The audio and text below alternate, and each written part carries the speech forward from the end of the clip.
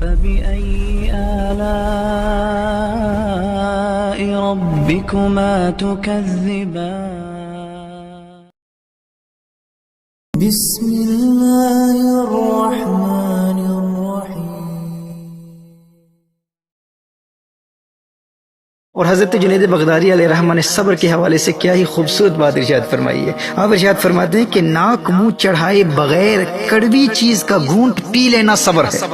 اور حضرت ذوالنون مصری رحمہ اللہ آپ ارشاد فرماتے ہیں کہ مصائب و آلام کے گھونٹ پینے پر سکون و اطمینان کا اظہار کرنا اور زندگی کے میدان میں باوجود محتاجی کے اپنے آپ کو مالدار ظاہر کرنے کا نام صبر ہے. اللہ اکبر.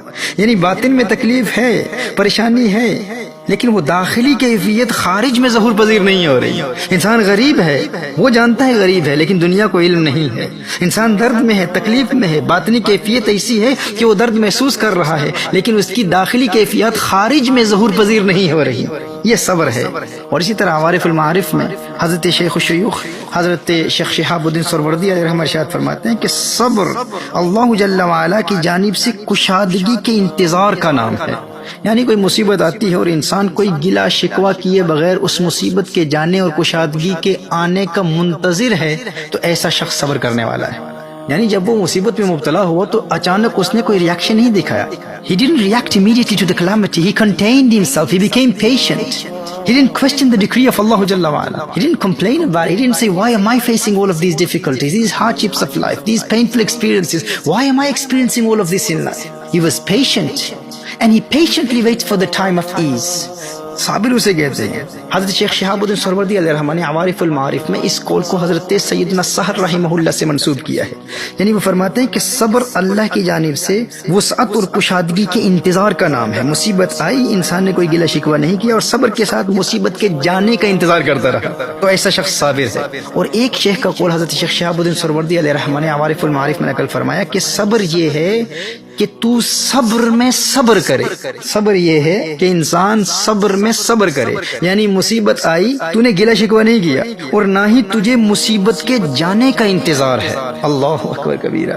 یعنی ایک تو وہ شخص ہے نا کہ مصیبت آتی ہے وہ فوراً ریاکٹ نہیں کرتا، گلہ شکوہ نہیں کرتا اور سکون کے ساتھ اس مصیبت کے جانے کا انتظار کرتا ہے. یعنی صابر وہ شخص ہے جو مصیبت کے جانے کا اور کشادگی کے آنے کا منتظر ہے، وہ صابر ہے. لیکن ایک قول یہ ہے کہ صبر تو یہ ہے کہ انسان صبر میں صبر کرے. صبر میں صبر سے مراد کیا ہے؟ یعنی مصیبت آئی، تکلیف آئی اور وہ صبر بھی کرتا رہا، گلہ شکوہ بھی نہیں کیا اور پھر مصیبت کے جانے کا انتظار بھی نہیں کیا. مصیبت کے جانے اور کشادگی کے آنے کا انتظار ہی ختم ہو گیا.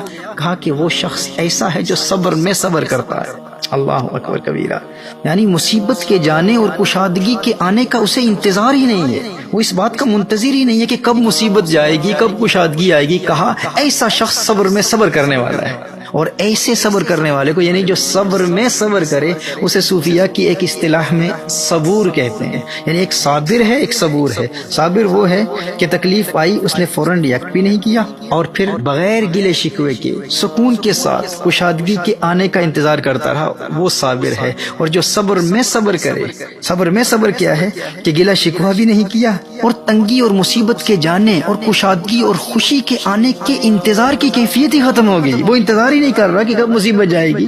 ایسا شخص صبر میں صبر کرنے والا ہے اور اسے ایک اصطلاح میں صبور کہتے ہیں. اور امام کوشری علیہ رحمہ ارشاد فرماتے ہیں کہ اس نے صبر پر صبر کیا یہاں تک کہ صبر نے کہنا شروع کر دیا کہ صبر کرو.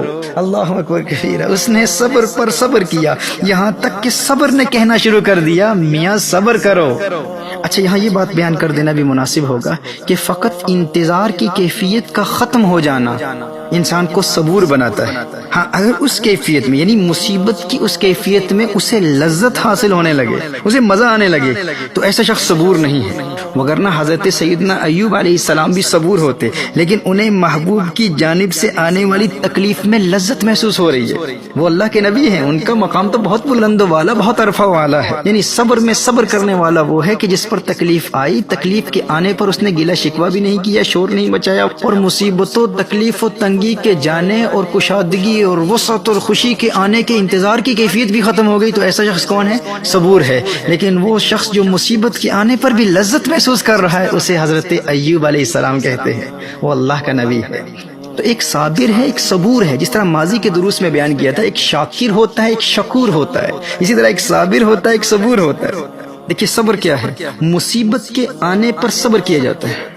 دیکھیے جب انسان مصیبت میں مبتلا ہوتا ہے تو مصیبت کے آنے پر صبر کرنے والا صابر ہوتا ہے، اور جب انسان کو اللہ جل وعلا کی کوئی نعمت ملتی ہے تو نعمت پر اللہ کا شکر بجا لانے والا شاکر ہوتا ہے۔ تو صبر مصیبتوں پر کیا جاتا ہے اور شکر اللہ جل وعلا کی نعمتوں پر کیا جاتا ہے۔ لیکن اگر کوئی شخص کسی مصیبت میں مبتلا ہو اور مصیبت پر بھی اللہ کا شکر ادا کرے تو اسے شکور کہتے ہیں، یعنی نعمت پر شکر ادا کرنے والے کو شاکر کہتے ہیں۔ لیکن مصیبت پر تو صبر کیا جاتا ہے، جو مصیبت پر صبر کرتا ہے وہ کیا ہے؟ وہ صابر ہے۔ لیکن جو مصیبت پر بھی اللہ کا شکر ادا کرتا ہے اسے شاکر نہیں شکور کہتے ہیں۔ نعمت پر شکر ادا کرنے والے کو شاکر کہتے ہیں، مصیبت پر شکر ادا کرنے والے کو شکور کہا جاتا ہے۔ تو ایک صابر ہے، ایک صبور ہے، ایک شاکر ہے، ایک شکور ہے۔